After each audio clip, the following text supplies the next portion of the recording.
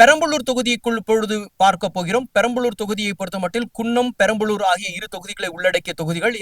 இந்த தொகுதிக்குள் பார்க்கின்ற பொழுது பெரம்பலூர் தொகுதியை பொறுத்தமட்டில் அதிமுக கடந்த 2016 வெற்றி பெற்றிருக்கிறது. 2021 திமுகவும் தோழமை கட்சிகளும் பெருமையோடு தன்னுடைய வெற்றி பறைசாற்றியிருக்கக்கூடிய சூழலில் 2026 தேர்தல் களத்தில் மீண்டும் திமுகவும் அதன் கூட்டணி கட்சிகளை வெற்றி பெறுவதற்கான வாய்ப்புகளை எதிரொலிக்கும் வண்ணமாக அங்கே மக்கள் மத்தியில் நிறைய செல்வாக்கோடு தளம் வளம் வந்து கொண்டிருப்பதை காண முடிகிறது.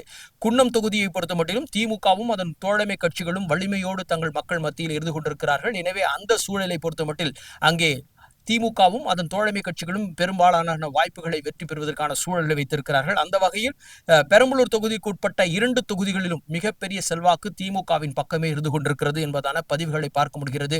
எது எப்படி இருந்தாலும் சில நேரங்களில் கடைசி நேரத்தில் மக்களுடைய மனநிலைகள் மாறி போகும், அவருடைய எண்ண ஓட்டங்கள் மாறி போவதன் விளைவாக தேர்தலின் போது சில முடிவுகளை எடுக்கலாம். அது ஜனநாயக கடமை ஆற்றுகிற மக்களுடைய வலிமைக்குரிய உரிமை சார்ந்த விஷயம். எனவே அவர்கள் எந்த முடிவு எடுக்கலாம். தற்போது மக்கள் மத்தியில் பேசப்பட்ட கருத்துகளாக உலா வந்த விஷயங்களை அடிப்படையில் தான் இந்த தகவல்களை பதிவு செய்து கொண்டிருக்கிறோம். இந்த கட்சி தான் வெற்றி பெறும், அந்த கட்சி தான் வெற்றி பெறும் என்று யூகித்து சொல்லுகிற முடியாமல் என்றாலும் கூட பெரும்பான்மை யாருக்கு வாய்ப்பு இருக்கிறது என்பதை என்னுடைய அடிப்படையில் தான் இந்த கருத்துக்களை பதிகிறோம். அந்த வகையில் பெரம்பலூர் தொகுதியை பொறுத்தமட்டில் 2 தொகுதிகளை குன்னம், பெரம்பலூர் ஆகிய இரு தொகுதிகளை உள்ளடக்கிய பெரம்பலூர் மாவட்டத்தில் 2 தொகுதிகளிலும் திமுகவும் அதன் தோழமை கட்சிகளும் வெற்றி பெறுவதற்கான வாய்ப்பு தளமாக இருக்கிறது.